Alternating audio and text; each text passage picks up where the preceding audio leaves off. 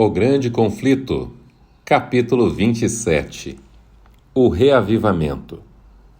Onde quer que a palavra de Deus tenha sido pregada com fidelidade, os resultados que se seguiram demonstraram que o reavivamento provinha do Senhor. Os pecadores sentiram o despertar da consciência, profunda convicção tomou conta de sua mente e de seu coração. Sentiram a justiça de Deus e clamaram: quem me libertará do corpo sujeito a esta morte? Romanos 7, 24. À medida que a cruz de Cristo se revelava, eles nada viam além dos méritos do Salvador para expiar seus pecados. Por meio do sangue de Jesus, tiveram a remissão dos pecados passados. Romanos 3, 25. Essas pessoas creram, foram batizadas e se levantaram para andar em novidade de vida. Pela fé no Filho de Deus, elas seguiriam seus passos, refletiriam seu caráter e se purificariam assim como ele é puro. Amavam coisas que antes odiavam e passavam a odiar coisas que antes amavam. Os orgulhosos ficaram mansos, os vaidosos e arrogantes se tornaram sérios e humildes. Os bêbados ficaram sóbrios e os imorais passaram a ser puros.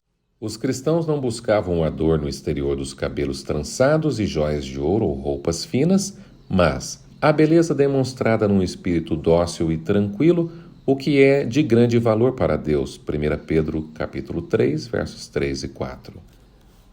Os reavivamentos faziam solenes apelos ao pecador, davam frutos em pessoas que não recuaram diante da negação do eu, mas se alegravam por ser consideradas dignas de sofrer em nome de Cristo. Os observadores eram capazes de ver uma transformação naqueles que decidiam seguir a Jesus.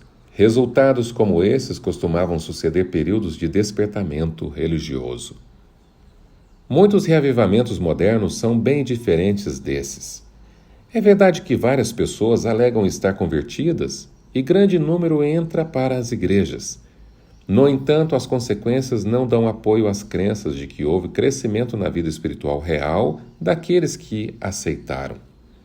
A chama que queima por um pouco tempo logo se extingue. Com grande frequência, os reavivamentos populares despertam as emoções apelando para o amor por algo novo e surpreendente. Quem se converte dessa maneira sente pouco desejo de ouvir a verdade bíblica. A menos que o culto religioso tenha algo de sensacional, não atrai esses indivíduos. Para a pessoa convertida, o relacionamento com Deus e as coisas eternas são o grande assunto da vida. Onde está o espírito de congregação a Deus nas igrejas populares de hoje? Os conversos não dão as costas para o orgulho e para o amor ao mundo. Não estão mais dispostos a negar o eu e seguir o manso e humilde Jesus do que antes de sua conversão. A piedade praticamente desapareceu em muitas das igrejas. O genuíno e o falso. A despeito do declínio generalizado da fé, existem verdadeiros seguidores de Cristo nessas igrejas. Antes de Deus finalmente trazer seu juízo, haverá em meio ao povo do Senhor um reavivamento de autêntica piedade conforme não se vê desde os tempos dos apóstolos. O Espírito de Deus será derramado. Muitos vão se separar das igrejas nas quais o amor a este mundo substituiu o amor a Deus e a sua palavra. Diversos ministros e indivíduos aceitarão com alegria as grandes verdades que preparam um povo para a segunda vinda do Senhor. No entanto, Satanás quer interferir nessa obra e antes de chegar a hora de tal movimento, ele tentará impedi-lo trazendo à tona uma falsificação. Nas igrejas que conseguir reunir sob seu poder, fará parecer que Deus está derramando sua bênção especial. Muitos vão se vangloriar. O Senhor está realizando maravilhas, quando, na verdade, a obra pertence a outro espírito. Usando um disfarce religioso, Satanás tentará estender sua influência sobre o mundo cristão. Em reavivamentos como esses, ocorre não apenas a empolgação emocional, mas uma mistura bem projetada entre o verdadeiro e o falso a fim de enganar. Entretanto, à luz da palavra de Deus, não é difícil reconhecer a natureza de movimentos como esses. Onde quer que as pessoas negligenciem a instrução da Bíblia, afastando-se das mensagens claras que provam o coração e exigem que neguem o eu e renunciem ao mundo, podemos ter a certeza de que Deus não está derramando sua bênção. E pela regra, vocês reconhecerão por seus frutos, Mateus 7,16, ficará claro que esses movimentos não são obra do Espírito de Deus. As verdades da palavra de Deus são um escudo contra os enganos de Satanás. A negligência dessas verdades abre as portas para males que hoje são disseminados pelo mundo. Em grande medida, as pessoas perderam de vista a importância da lei de Deus. Uma ideia errada sobre a lei divina tem levado a erros na conversão e na santificação, rebaixando o padrão da vida piedosa. Aqui, então, encontramos o motivo para a falta do Espírito de Deus nos reavivamentos da atualidade. A lei da liberdade. Muitos mestres religiosos afirmam que Cristo aboliu a lei por meio de sua morte. Alguns dizem que ela era um jugo pesado e, em contraste com o cativeiro da lei, apresentam a liberdade que o Evangelho supostamente nos faz desfrutar. Não era assim que os profetas e apóstolos viam a santa lei de Deus. Davi disse: "Andarei em verdadeira liberdade, pois tenho buscado os teus preceitos." Salmo 119, 45. O apóstolo Tiago se refere aos 10 mandamentos como a lei perfeita, lei da liberdade. Tiago 1, verso 25. João, o revelador, pronuncia uma bênção sobre aqueles que guardam seus mandamentos para que tenham direito à árvore da vida e possam entrar na cidade pelas portas. Apocalipse 22, 14, Almeida Corrigida Fiel. Se fosse impossível mudar a lei ou colocá-la de lado, não haveria necessidade de Cristo morrer para nos salvar da pena do pecado. O Filho de Deus veio tornar grande e gloriosa a sua lei. Isaías 42, 21. Ele disse: "Não pensem que vim abolir a lei. Enquanto existirem céus e terra, de forma alguma desaparecerá da lei a menor letra ou o menor traço, até que tudo se cumpra." Mateus 5, 17 e 18. Falando acerca de si mesmo, Jesus declarou: "Tenho grande alegria em fazer a tua vontade, ó meu Deus. A tua lei está no fundo do meu coração." Salmo 40, verso 8. A lei de Deus é imutável. É a revelação do caráter de seu autor. Deus é amor e sua lei é amor. O amor é o cumprimento da lei, Romanos 13, verso 10.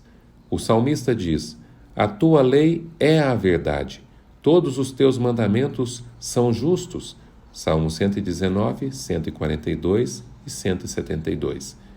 Paulo declarou: "A lei é santa e o mandamento é santo, justo e bom." Romanos 7, verso 12. Uma lei como essa deve ser tão duradoura quanto aquele que a instituiu. A obra de conversão e santificação consiste em restaurar as pessoas a Deus, levando-as a obedecer aos princípios de sua lei. No princípio, as leis humanas estavam em perfeita harmonia com a lei de Deus, mas o pecado alienou as pessoas de seu Criador. O coração entrou em guerra com a lei divina. A mentalidade da carne é inimiga de Deus porque não se submete à lei de Deus, nem o pode fazê-lo. Romanos 8, verso 7. Contudo, Deus tanto amou o mundo que deu seu próprio Filho unigênito, para que os pecadores pudessem se reconciliar com Ele e ser levados mais uma vez à condição de harmonia com seu Criador. Essa mudança é o novo nascimento, sem o qual o pecador não pode ver o reino de Deus. João 3,16 e verso 3. Novo nascimento. O primeiro passo para se acertar com Deus é a convicção do pecado. O pecado é a transgressão da lei. 1 João 3, verso 4. É mediante a lei que nos tornamos plenamente conscientes do pecado. Romanos 3, verso 20. A fim de enxergar a própria culpa, os pecadores precisam testar seu caráter pela lei de Deus, um espelho que mostra como é um caráter perfeito e permite que reconheçam os defeitos existentes no seu. A lei nos mostra o pecado, mas não provê remédio. Declara que a morte é a recompensa do transgressor. Somente o Evangelho de Cristo é capaz de nos libertar da condenação ou profanação do pecado. Precisamos demonstrar arrependimento a Deus, cuja lei transgredimos, a fé em Cristo, nosso sacrifício expiatório. Dessa maneira recebemos perdão pelos pecados anteriormente cometidos, verso 25, e nos tornamos filhos de Deus. Ficamos, portanto, livres para desobedecer à lei de Deus? Paulo diz: anulamos então a lei pela fé? De maneira nenhuma. Ao contrário, confirmamos a lei, verso 31. Nós, os que morremos para o pecado, como podemos continuar vivendo nele? Romanos 6, verso 2. João declara: nisto consiste o amor de Deus, em obedecer aos seus mandamentos. E os seus mandamentos não são pesados, 1 João 5, verso 3. No novo nascimento, o coração entra em harmonia com Deus e sua lei. Quando essa mudança acontece, o pecador passa da morte para a vida, da transgressão da lei e rebelião para a obediência e lealdade. A velha vida termina. Começa a nova vida de perdão, fé e amor. Então, as justas exigências da lei serão plenamente satisfeitas em nós, que não vivemos segundo a carne, mas segundo o Espírito. Romanos 8, versículo 4. A linguagem do coração será: como eu amo a tua lei, medito nela o dia inteiro. Salmo 119, verso 97. Sem a lei, as pessoas não têm verdadeira convicção do pecado, nem sentem necessidade de se arrepender. Não reconhecem o quanto necessitam do sangue expiatório de Cristo. Aceitam a esperança de salvação sem mudança radical do coração ou reforma de vida. Por isso, há muitas conversões superficiais. Muitas pessoas entram para a igreja sem jamais terem se unido a Cristo. Santificação. Ideias errôneas sobre santificação também surgem da negligência ou da rejeição da lei divina. Essas teorias envolvendo ensinos falsos e resultados práticos perigosos muitas vezes são populares. Paulo escreveu: a vontade de Deus é que vocês sejam santificados, 1 Tessalonicenses 4, 3. A Bíblia ensina claramente o que é santificação e como podemos alcançá-la. O Salvador orou por seus discípulos: santifica-os na verdade. A tua palavra é a verdade. João 17, 17. E Paulo ensinou que os fiéis deveriam ser santificados pelo Espírito Santo. Romanos 15, 16. Qual é a obra do Espírito Santo?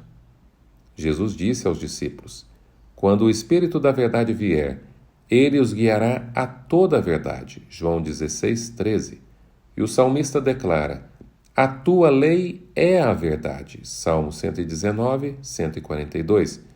Uma vez que o mandamento de Deus é santo, justo e bom, o caráter formado pela obediência a essa lei será santo. Cristo é o exemplo perfeito de um caráter assim. Ele declarou: tenho obedecido aos mandamentos de meu Pai.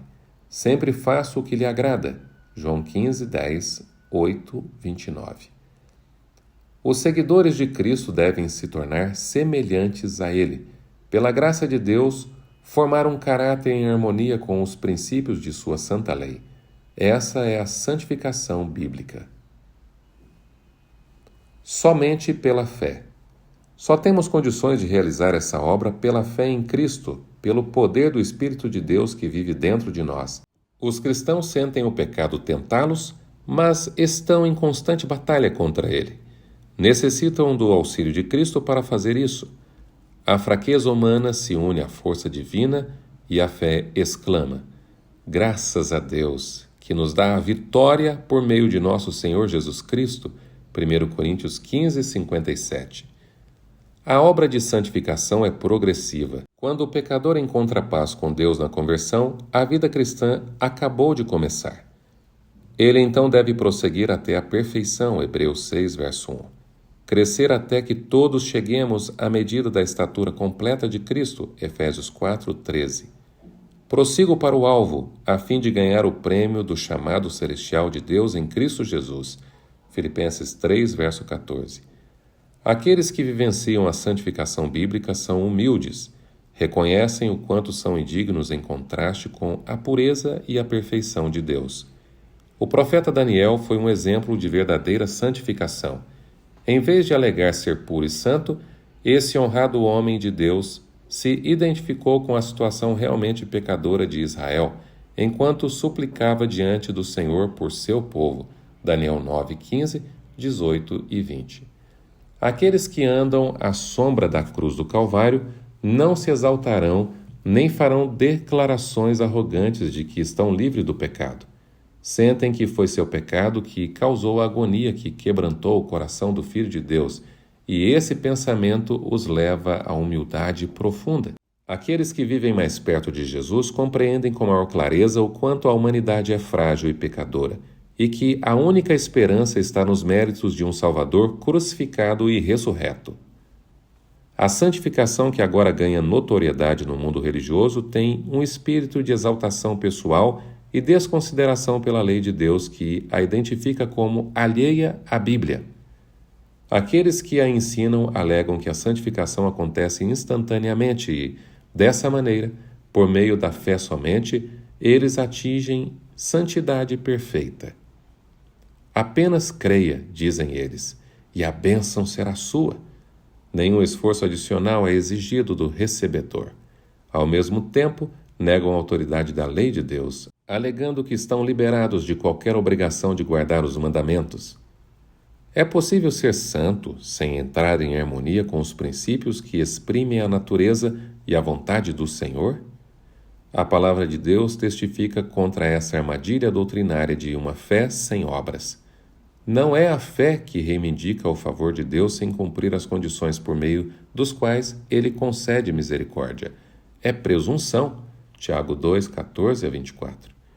Que ninguém se engane, achando que pode se tornar santo enquanto viola deliberadamente um dos requisitos de Deus. O pecado conhecido silencia a voz do testemunho do Espírito e separa o coração de Deus. Embora João reflita tanto sobre o amor, ele não hesita em revelar o verdadeiro caráter daqueles que afirmam estar santificados enquanto vivem em transgressão da lei de Deus. Aquele que diz, eu o conheço, mas não obedece aos seus mandamentos, é mentiroso, e a verdade não está nele. Mas se alguém obedece à sua palavra, nele verdadeiramente o amor de Deus está aperfeiçoado. 1 João 2, 4 e 5. Esse é o teste da profissão de todos. Se as pessoas diminuem e menosprezam a lei de Deus, se quebram um desses mandamentos, ainda que dos menores, e ensinam os outros a fazerem o mesmo, Mateus 5,19, podem saber que suas alegações não têm fundamento. A declaração de não ter pecado é evidência de que a pessoa que fala isso está longe de ser santa. Esse indivíduo não possui um conceito verdadeiro da pureza e santidade infinita de Deus, nem de como o pecado é odioso e mau. Quanto maior a distância entre nós e Cristo, mais justos parecemos aos nossos olhos. Santificação autêntica. A santificação envolve o ser inteiro, o espírito, alma e corpo, 1 Tessalonicenses 5:23. Os cristãos são chamados a apresentar o corpo em sacrifício vivo, santo e agradável a Deus, Romanos 12, verso 1. Toda prática que enfraquece a força física ou mental nos desprepara para o serviço ao nosso Criador. Aqueles que amam a Deus de todo o coração tentarão constantemente colocar toda a força de seu ser em harmonia com as leis que os tornam mais aptos a fazer a vontade do Senhor. Não enfraquecerão nem profanarão a oferta que apresentam ao seu Pai Celestial, condescendendo com apetites ou paixões. Toda prática pecaminosa tende a anuviar e amortecer a compreensão mental e espiritual. A palavra ou o Espírito de Deus conseguem causar apenas uma frágil impressão no coração. Purifiquemo-nos de tudo que contamina o corpo e o espírito, aperfeiçoando a santidade no temor de Deus. 1 Coríntios 7, verso 1. Quantos professos cristãos degradam sua humanidade semelhante a Deus por meio da glutonaria, da bebedeira de vinho e do prazer escondido? E, com frequência, a Igreja encoraja o mal para encher a sua tesouraria quando o amor de Cristo é pequeno demais para fazê-lo. Se Jesus entrasse hoje nas igrejas para ver as festas que acontecem em nome da religião, Ele não expulsaria aqueles que profanam sua casa dessa maneira, assim como baniu os cambistas do templo? Acaso não sabem que o corpo de vocês é santuário do Espírito Santo que habita em vocês, que lhes foi dado por Deus e que vocês não são de si mesmos? Vocês foram comprados por alto preço. Portanto, glorifiquem a Deus com o seu próprio corpo. 1 Coríntios 6, 19 e 20. Os cristãos cujo corpo é o templo do Espírito Santo não serão escravizados por um mau hábito. Seu poder pertence a Cristo. Sua propriedade é do Senhor. Como desperdiçariam esse tesouro que lhes foi confiado? Todos os anos, professos cristãos gastam imensa soma de dinheiro em prazeres prejudiciais. Roubam a Deus nos dízimos e nas ofertas enquanto consomem mais do altar da concupiscência destruidora do que dão para ajudar os pobres ou promover o Evangelho. Se todos os que professam o nome de Cristo fossem santificados de verdade, doariam seu dinheiro com generosidade para o tesouro do Senhor em vez de gastar com coisas desnecessárias e prejudiciais. Os cristãos deveriam dar exemplo de temperança e sacrifício pessoal. Então seriam a luz do mundo. A cobiça da carne, a cobiça dos olhos e a ostentação dos bens, 1 João 2,16, controlam a maioria das pessoas. Mas os seguidores de Cristo recebem um chamado mais santo. Saiam do meio deles e separem-se, diz o Senhor. Não toquem em coisas impuras. 2 Coríntios 6, 17. Aqueles que cumprirem essas condições, Deus promete. E lhes serei pai, e vocês serão meus filhos e minhas filhas. Verso 18. Reavivamento verdadeiro. Cada passo de fé e obediência traz o crente para uma conexão mais profunda com a luz do mundo. Os raios brilhantes do sol da justiça resplandecem sobre os servos de Deus e eles devem refletir seus raios. As estrelas nos revelam que há uma luz no céu cuja glória as torna brilhantes. Da mesma forma, Cristo revela ao mundo que existe um Deus no trono cujo caráter é digno de louvor e imitação. A santidade do caráter divino será visível em suas testemunhas. Por meio dos méritos de Cristo, temos acesso ao trono do poder infinito. Aquele que não poupou seu próprio Filho, mas o entregou por todos nós, como não nos dará juntamente com ele e de graça todas as coisas? Romanos 8,32. Jesus disse: se vocês, apesar de serem maus, sabem dar boas coisas aos seus filhos, quanto mais o Pai que está nos céus dará o Espírito Santo a quem o pedir? Lucas 11:13. O que vocês pedirem em meu nome, eu farei. Peçam e receberão para que a alegria de vocês seja completa. João 14:14, 16, verso 24. É privilégio de todos que vivem dessa maneira receber a aprovação e a bênção de Deus. Não é da vontade do nosso Pai Celestial que sempre vivamos em condenação e trevas. Não é humildade verdadeira andarmos com a cabeça prostrada e o coração cheio de pensamentos acerca do eu. Podemos ir a Jesus, ser purificados e assim comparecer sem timidez nem remorso diante da lei. Por meio de Cristo, os filhos caídos de Adão se tornam filhos de Deus. Jesus não se envergonha de chamá-los irmãos. Hebreus 2:11. A alegria do Senhor os fortalecerá. Neemias 8, verso 10. Alegrem-se sempre, orem continuamente, deem graças em todas as circunstâncias, pois esta é a vontade de Deus para vocês em Cristo Jesus. 1 Tessalonicenses 5, 16 a 18. Essas coisas são os frutos da conversão e santificação bíblica. Somente porque as pessoas tratam os grandes princípios de justiça mostrados na lei com tamanha indiferença é que esses frutos são tão raros.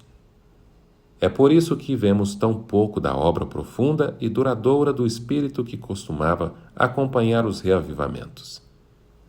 É pela contemplação que somos transformados, 2 Coríntios 3:18. Assim como as pessoas negligenciaram os mandamentos nos quais Deus revelou a perfeição e a santidade de seu caráter, e sua mente se ligou aos ensinos e teorias humanas, um declínio do viver santo dentro da igreja foi a consequência.